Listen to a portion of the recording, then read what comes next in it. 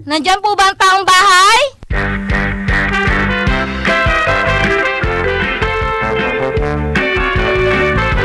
Good morning, mga bahay, and welcome sa Taong Bahay. Punong-puno na naman itong ating Taong Bahay this morning, mga bay. Of course, dahil ngayon ay Wednesday, kasama natin si Dr. Villadolid at kasama din natin ang Philippine Dye and Mold Association.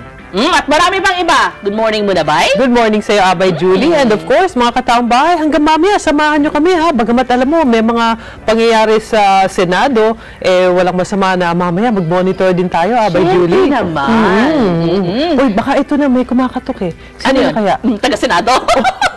Hindi. Senator yan. Sige, sandali lang. Sige, Sandali lang, sige. bay. Ay, si si Doktora!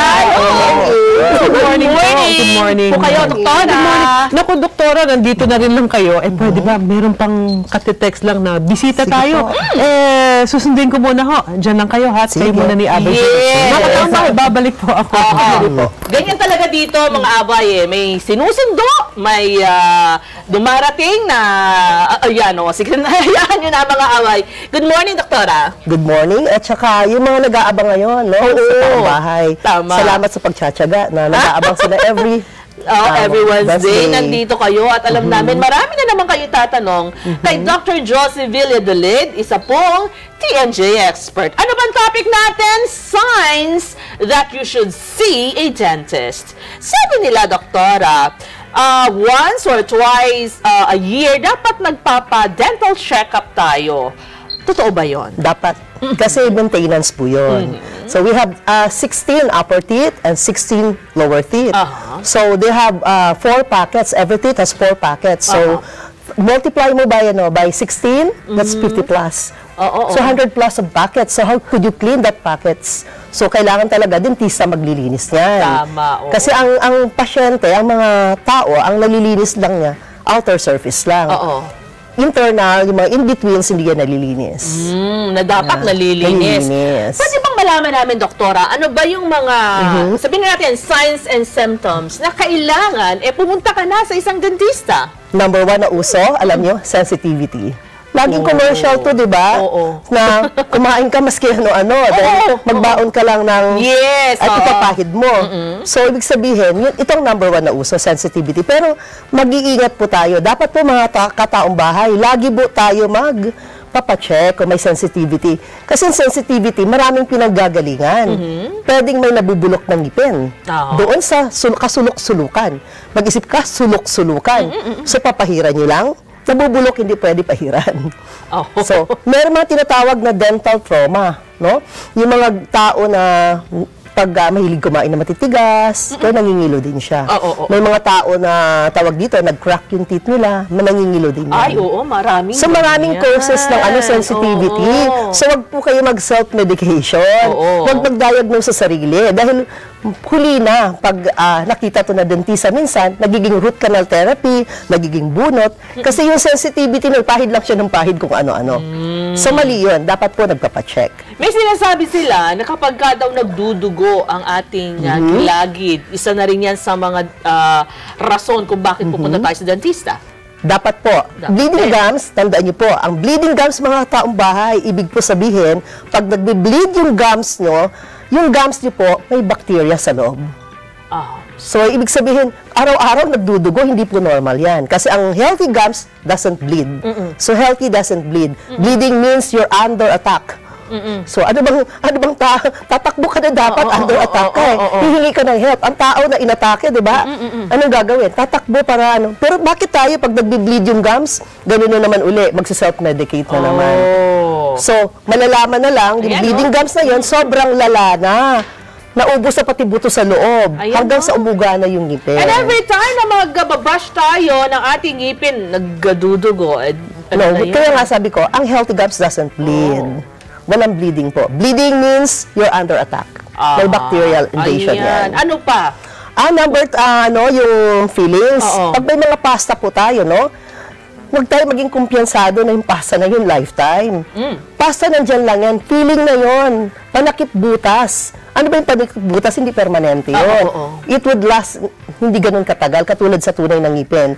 Kasi ang feeling, napupudpud din. Ang feeling, nagka-crack din. Yung mga jacket crowns po natin, mga kataong bahay, yung mga naka-porcelain crown, naglilik din po yan. Nasisira din po yan kasi nagre-recede yung gums natin, papasok po yung mga dumi. Yung mga implants din po, ganun din. Kung anong sakit sa natural ng ngipin, yun din ang sakit. Kung meron gingivitis, meron tinatawag na implantitis. Lahat po meron pong galing po sa hygiene minsan, or minsan yung trauma sa paggamit.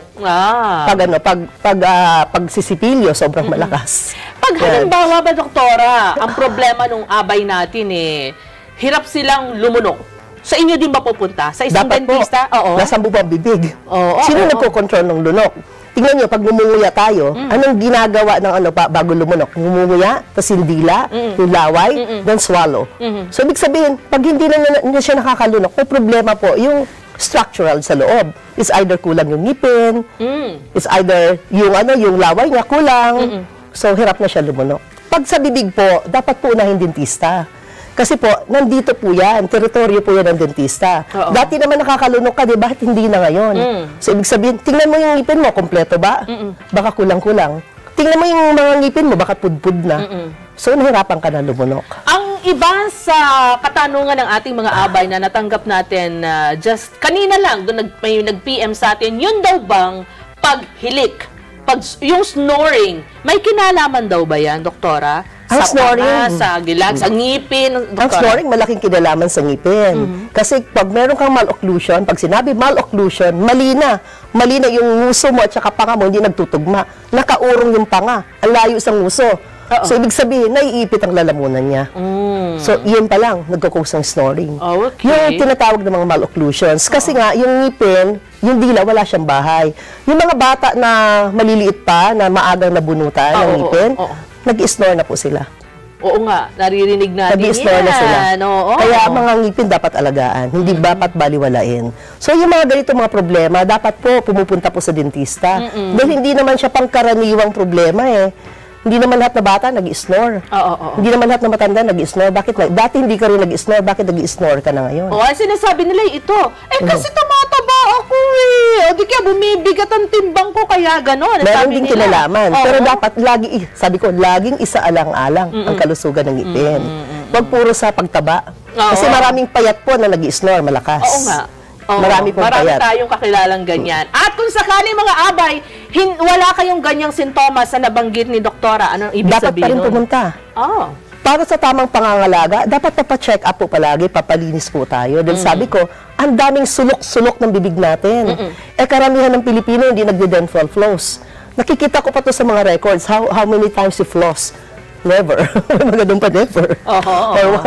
Bihira. Mas maraming sumasagot ng bihira. Kaya ibig sabihin, ang Pilipino kulang pa po sa dental education. Ang pagpo-floss, pag-alis po ng mga dumi na nandoon sa mga singit-singit. So pag hindi po nagpo-floss, yung sabi ko, yung sensitivity, doon din pwede manggaling.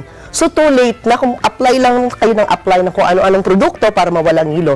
Yung pala, ang dahilan yung butas. So, paano mawawala yung hilo? So, dadating yung time, yung sensitivity niya, dati 3 minutes lang o 1 minute lang, umabot na ng 60 seconds. Ang haba na 1 minute na, ibig sabihin, irreversible damage na yun. Nasa ugat na kayo. Samantala, noon, dapat, konting hilo pa lang, dinala na, naagapan na. Ayan. Hindi lahat ng problema natin pagdating sa ngipin, pagsisipilyo, ang solusyon, doktora. Hindi ho pala ganun yun, ano ho? Kulang po yun. Kulang na kulang. Yung iba nga, kulang sa pagmumumog Kulang. Kulang sa pagmumumog. Kadalasan po, mumog ang nagkukulang. Ito pong tips po natin, bago po tayo magsipilyo, subukan nyo po magmumog ng isang baso pa lang. Baka mama, hindi pa kayo kontento. Dahil pag luwa nyo, dami yung nailuluwa. So, uulit kayo uli. So, magugulat kayo. Ganun pala karaming dumi na sisiksik sa gilagid natin. So, paano kung naging ugali mo mula pagkabata? Sipilyo ka na ng sipilyo. Mas lalong daming dumi, sinuksok mo dun sa loob, pumasok. Kaya talaga dapat mumog muna. Talaga. Mag-brush ng teeth. Ayun. So, katulad dito yung mga advertisement na okay lang kumain kung ano-ano. Basta magbaon ka lang para sa ngilo. So, ibig sabihin, yung para sa ngilo na yon, ano lang yun, tubig lang naman ang kailangan Para hindi mangilong ngipin, magmumugga ka agad. Kasi ang acidity, 30 minutes lang. Aha, tignan nyo. Kasi kumain kayong tsokolate, kumain kayong candy, kumain kayong kung ano-ano, basta immediately after eating, magmumug kayo. Wala na yung acid na yan. Mawawala yung pagngingilo na yan. Doon sa ating mga abay na gustong makita o magbigay ng, magpunta sa inyong klinika, doktora, o saan? Ang kliniko po ay nasa Commonwealth Avenue. Ang number po is 931-5283 at saka 453-2295. At saka meron po akong mensahe. Sige. Para matandaan, madaling matandaan. Sige, doktora. Binigyan tayo ng Diyos ng dalawang set. Twice tayo binigyan ng ngipin. Yung first set, yung 20. Yung second set na naman, yung 16. Sa taas, 16 sa baba. So, dalawang beses tayo binigyan. So, dapat alagaan mabuti. Dahil libre di ba? Libre.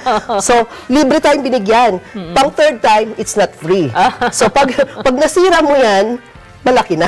Ibig sabihin, hindi na free. Magbabayad ka na. Kaya yung libre, dapat alagaan. Alagaan natin. So, di ba? Free sa una. Pero pag third, first and second, free. Then third, you have to pay. Thank you so much, doktora. Sige. Salamat doon sa mga impormasyon at paalala na ibinigay nyo sa ating Dental Talk. And when we come back, mga bar, makakasama na po natin ang Philippine Dye and Mold Association at saka yung taga MIRDC ng DOST. Ano ang ibabalita nila sa atin? Malalaman natin yan sa pagbabalik ng Taong Bahay. Diyan lang kayo.